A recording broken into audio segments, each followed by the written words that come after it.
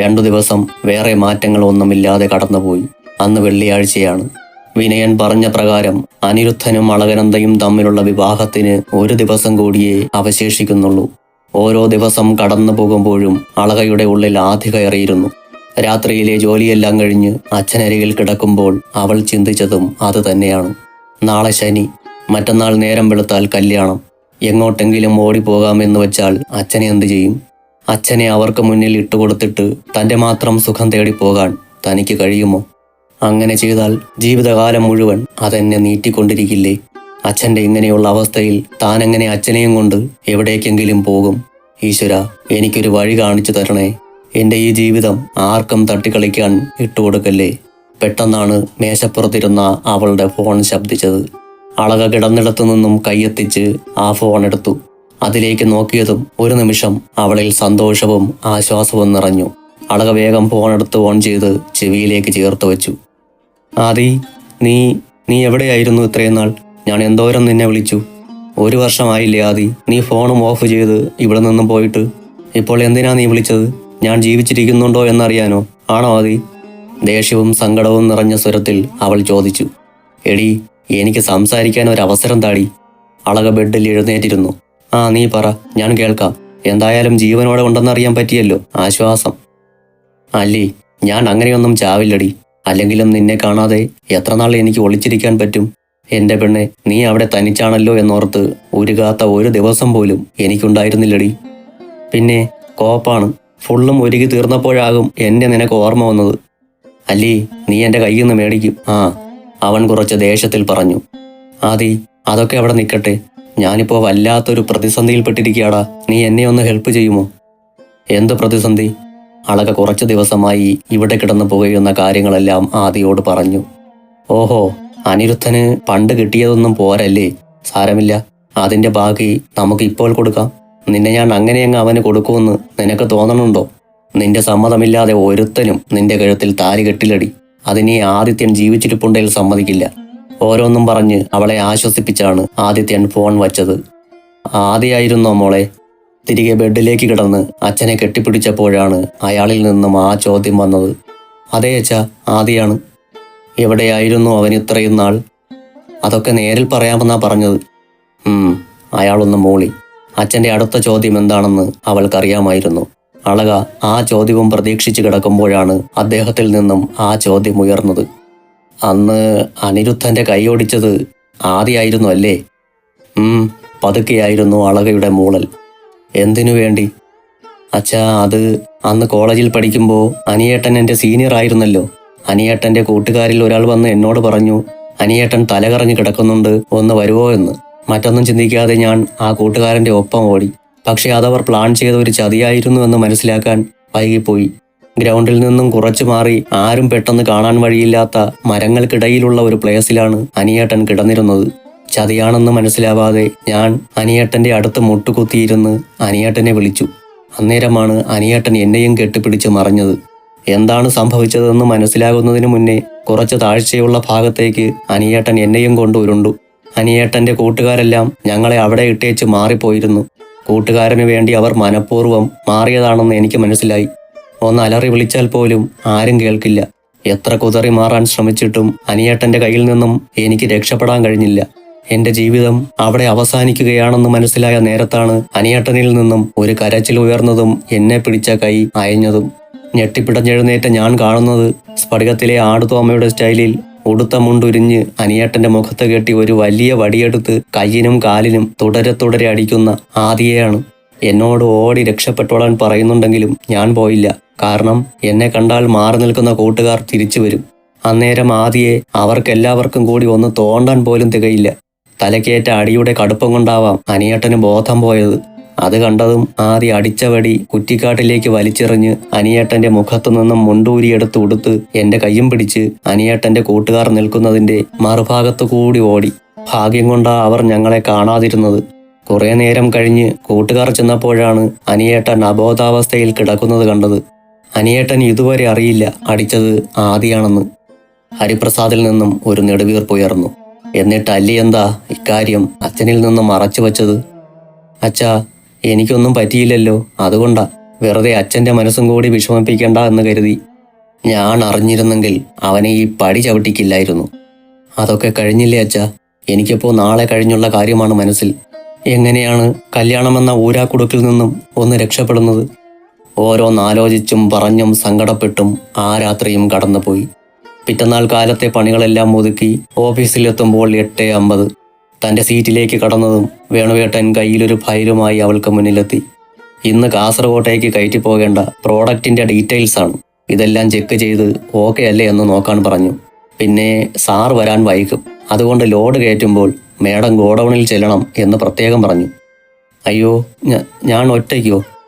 ഞാനും ഉണ്ടാവും. വേണു ഒന്ന് ചിരിച്ചു. അളക ഫയലെടുത്ത് തുറന്നു.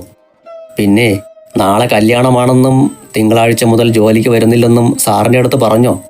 ഫയലിൽ നിന്നും മുഖമുയർത്തി അളക വേണുവിൻ്റെ നേർക്ക് ദേഷ്യത്തിൽ നോക്കി. വേണുവിൻ്റെ മുഖത്ത് അപ്പോഴും അതേ ചിരിയായിരുന്നു.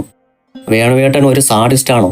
വേണുവിൻ്റെ മുഖത്ത് നോക്കി അളകയത് ചോദിക്കുമ്പോൾ വേണുവിൻ്റെ ചിരി ഒന്നുകൂടെ തെളിഞ്ഞു. ചിലപ്പോഴൊക്കെ. ചിരിക്ക് മങ്ങലില്ലാതെ തന്നെ വേണു പറഞ്ഞു. നന്നായി, ഈ കാലത്ത് ജീവിക്കാൻ സാഡിസം നല്ലതാ.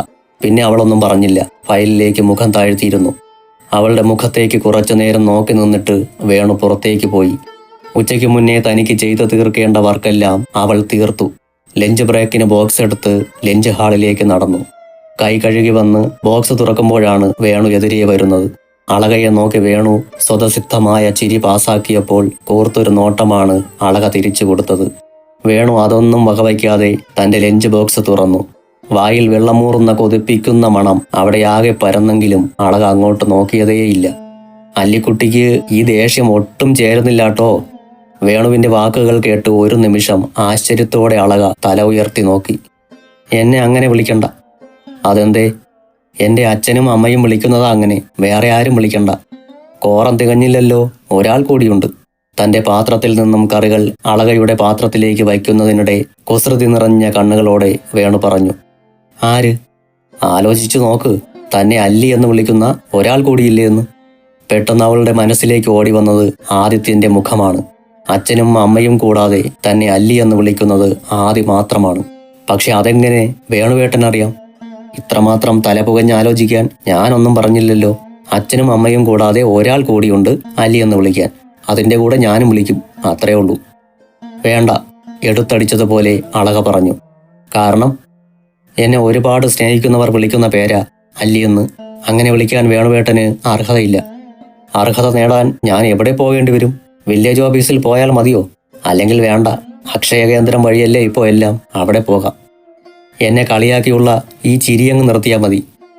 ഞാൻ ചിരിക്കുന്നത് അല്ലിക്കുട്ടിയെ കളിയാക്കിയാണെന്ന് എങ്ങനെ മനസ്സിലായി? എൻ്റെ അല്ലി, ഞാൻ ഇങ്ങനെയാ.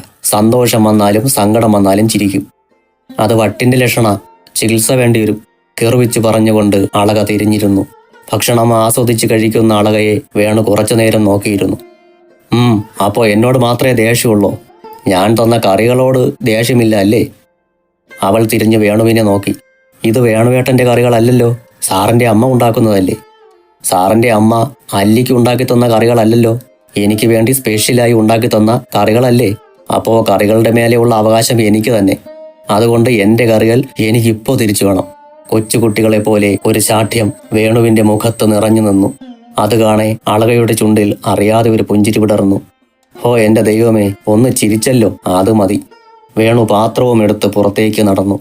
പിന്നെ വേണുവേട്ടാ, കറികൾക്കെല്ലാം അപാര ടേസ്റ്റാണെന്ന് പറയണേ, അളക പിന്നിൽ നിന്നും വിളിച്ചു പറഞ്ഞു. ആര് പറഞ്ഞു എന്ന് പറയണം? അല്ലി പറഞ്ഞു എന്ന് പറയട്ടെ. അവൾ ഒന്നും പറയാതെ കണ്ണുകൾ കൂർപ്പിച്ച് നോക്കി. അവളുടെ ദേഷ്യം കാണെ ചിരിച്ചുകൊണ്ട് വേണു പുറത്തേക്ക് പോയി. 3 മണിയോടുകൂടിയാണ് അളക ഗോഡൗണിലേക്ക് പോയത്, കൂടെ വേണുവും. ഓരോന്നും കയറ്റുമ്പോൾ അളക ഫയലിൽ ഒത്തു നോക്കി ടിക്കിടുന്നുണ്ടായിരുന്നു. ലോഡ് കയറ്റി കഴിഞ്ഞപ്പോഴേക്കും 4:30 കഴിഞ്ഞു.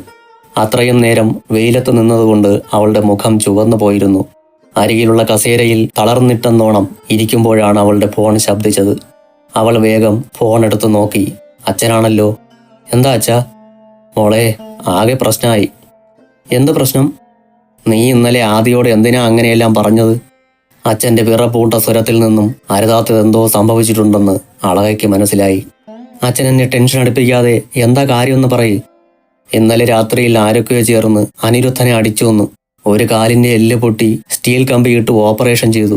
മറ്റേ കാലിൻ്റെ കുഴ തെറ്റിയത് കൊണ്ട് വെയിറ്റ് തൂക്കിയിരിക്കുകയാണെന്ന്. പിന്നെ 2 കൈയും പ്ലാസ്റ്റർ ഇട്ടിട്ടുണ്ട്. ഒന്ന് അനങ്ങാൻ പോലും പറ്റാത്ത അവസ്ഥയാണെന്നാ കേട്ടത്. 3 മാസം ഒരേ കിടപ്പ് കിടക്കേണ്ടി വരുമെന്ന്. കേട്ട വാർത്ത വിശ്വസിക്കാനാവാതെ തരിച്ചിരുന്നു അളക. അച്ഛാ, ആദി ആയിരിക്കുമോ ഇത് ചെയ്തിട്ടുണ്ടാവുക? അല്ലാതെ വേറെ ആരാ മോളെ? കറക്റ്റ് സമയത്ത് തന്നെ നീ അവനെ വിളിച്ച് അവനോട് സഹായം ആവശ്യപ്പെടുകയും ചെയ്തില്ലേ? അച്ഛാ, പേടിയാകുന്നച്ഛാ. ഇനി ഇതിൻ്റെ പേരിൽ എന്തൊക്കെ അനുഭവിക്കേണ്ടി വരുമോ? എനിക്കറിയില്ല മോളെ. ഒരാശ്വാസം എന്താണെന്ന് വെച്ചാൽ നാളെ നടക്കാനിരുന്ന കല്യാണം 3 മാസങ്ങൾക്ക് ശേഷമേ നടക്കൂ. ആ വാർത്ത കുറച്ചൊന്നുമല്ല അവളുടെ മനസ്സിനെ തണുപ്പിച്ചത്. അല്ലി ഇവിടെ തന്നെ ഇരിക്കുവാണോ? ഇവിടത്തെ വർക്കെല്ലാം കഴിഞ്ഞു, ഞാൻ ഓഫീസിൽ പോവാ. അതും പറഞ്ഞു നടക്കുന്ന വേണുവിൻ്റെ പിന്നാലെ ഓഫീസിലേക്ക് പോകാനായി അളക എഴുന്നേറ്റു. എന്നാ ശരി അച്ഛാ, ഞാൻ പിന്നെ വിളിക്കാം. തിരികെ വന്ന് തൻ്റെ സീറ്റിലിരിക്കുമ്പോൾ അളകയാകെ വിയർത്തൊഴുകുന്നുണ്ടായിരുന്നു. സെൻട്രലൈസ്ഡ് AC ആയിട്ടും താനെന്താണിങ്ങനെ വിയർത്തൊഴുകുന്നത്? പെട്ടെന്ന് അവൾ ഫോണെടുത്ത് ആദിത്യൻ്റെ നമ്പർ ഡയൽ ചെയ്തു. അല്ലി, നീ ടെൻഷൻ അടിക്കാതെ, ഞാൻ അവിടെ എത്തി. 6 മണിയാകുമ്പോഴേക്കും നീ അങ്കിളിനെ ഒരുക്കി അത്യാവശ്യം വേണ്ട സാധനങ്ങളും എടുത്ത് റെഡിയായി നിൽക്ക്. എന്തിന്? ഞാൻ എറണാകുളത്ത് ഒരു വീട് ശരിയാക്കിയിട്ടുണ്ട്. കുറച്ച് ദിവസം നിങ്ങൾ അവിടെ നിന്ന് മാറി നിൽക്ക്. എന്തായാലും നാളത്തെ കല്യാണത്തിൽ നിന്നും ചെറിയൊരു രക്ഷ. അതിനുശേഷം നമുക്ക് ഒരുമിച്ചിരുന്ന് എന്ത് വേണമെന്ന് പ്ലാൻ ചെയ്യാം. നീ എന്തൊക്കെയാണ് ആദ്യം പറയുന്നത്? എനിക്കൊന്നും മനസ്സിലാവുന്നില്ല. മനസ്സിലാക്കാൻ ഒന്നുമില്ല അല്ലി. നിങ്ങൾ 2 പേരും കുറച്ച് ദിവസം അവിടെ നിന്നും മാറി നിൽക്കുന്നു. തൽക്കാലം ഇത്രയും മനസ്സിലാക്കിയാൽ മതി. ആദിത്യൻ കുറച്ചൊരു ദേഷ്യത്തോടെ പറഞ്ഞു. ആദി, നീ എന്നെ പൊട്ടിയാകുകയാണോ? നീ എന്താ അല്ലി ഇങ്ങനെ സംസാരിക്കുന്നത്? ഇന്നലെ രാത്രി അനിയേട്ടനെ തല്ലി ഹോസ്പിറ്റലിലാക്കിയതിൽ നിനക്ക് പങ്കില്ലേ? നീ എന്താ പറഞ്ഞത്? അനിരുദ്ധൻ ഹോസ്പിറ്റലിലാണെന്നോ? എടി അല്ലി, എനിക്ക് ആ തല്ലിൽ ഒട്ടും പങ്കില്ലാട്ടോ. ഞാൻ ഇന്നലെ രാത്രി എറണാകുളത്ത് നിന്നാ നിന്നെ വിളിച്ചത്. ഇന്നാണ് അവിടെ നിന്നും പോകുന്നത്. ഇപ്പോൾ തൃശ്ശൂർ എത്താറായി. സത്യമായും എനിക്കതിൽ പങ്കില്ലടി. സ്വന്തം കയ്യിലിരിപ്പ് കൊണ്ട് ആരുടെയെങ്കിലും കയ്യിൽ നിന്ന് ചോദിച്ചു വാങ്ങിയതാവും ഈ തല്ല്. അല്ലെങ്കിൽ തന്നെ ഇന്നലെ നീ പറയുന്ന നേരം കൊണ്ട് അവിടെ അവനെ തല്ലിച്ചതയ്ക്കാൻ ഞാനെന്താ കൊട്ടേഷൻ ടീമിൻ്റെ ഹെഡോ? അപ്പോൾ നീയല്ലേ? അല്ലെന്ന്, അത് ഞാനല്ല. എൻ്റെ തല്ല് ഇങ്ങനെയല്ല. അവൻ പറയുന്ന തമാശ കേട്ട് ചിരിക്കാനുള്ള മാനസികാവസ്ഥയിലായിരുന്നില്ല അവളപ്പോൾ. ശരി, നീ ഫോൺ വെച്ചോ. ഫോൺ വച്ചതും അളക ചെയറിൻ്റെ ഹെഡിൽ തലവച്ച് കണ്ണടച്ചിരുന്നു. പെട്ടെന്ന് ഫോൺ ബെല്ലടിക്കുന്നത് കേട്ട് അവൾ കണ്ണു തുറന്നു. പരിചയമില്ലാത്ത നമ്പറിൽ നിന്നുമാണ് കോൾ. ഒരു പേടിയോടെയാണ് അവൾ കോൾ അറ്റൻഡ് ചെയ്തത്. കം ഹിയർ വിത്ത് ദാറ്റ് ഫയലുള്ള ഗ്രന്ഥ. ആ സ്വരം കേട്ടതും ഗ്ലാസിനപ്പുറത്തേക്ക് അവളുടെ മിഴികൾ പാഞ്ഞു. അവിടെ MD യുടെ സീറ്റിൽ ആയുഷ് കൃഷ്ണയെ കണ്ട് അവളിൽ ഒരു വിറയൽ പടർന്നു. ഇത് എപ്പോ വന്നു? ഞാൻ കണ്ടില്ലല്ലോ. അളക വേഗം എഴുന്നേറ്റ് ഫയലെടുത്ത് MD യുടെ റൂമിലേക്ക് നടന്നു. വാതിലിൽ ഒന്ന് മുട്ടിയതും അകത്തേക്ക് ചെല്ലാനുള്ള പെർമിഷൻ കിട്ടി. ഡോർ തുറന്ന് അകത്ത് കിടന്നതും ആയുഷ് കൃഷ്ണയെ കണ്ട് അവൾ സ്തംഭിച്ചു നിന്നു. നെറ്റിയിലും കൈത്തണ്ടയിലും വെള്ള ബാൻഡേജ് കൊണ്ട് ഓരോ ഇൻറ്റു ഇട്ടിട്ടുണ്ട്. കവിളും ചുണ്ടുമെല്ലാം വെങ്ങിയിട്ടുണ്ട്. ചുണ്ട് പൊട്ടിയിട്ടുണ്ടെന്ന് തോന്നുന്നു. കീഴ്ചുണ്ടിൽ രക്തം കട്ട പിടിച്ചിട്ടുണ്ട്. ഇയാളെന്താ വല്ല ഗുസ്തി മത്സരത്തിനും പോയോ? അളകയ്ക്ക് ഒന്നും മനസ്സിലായില്ല.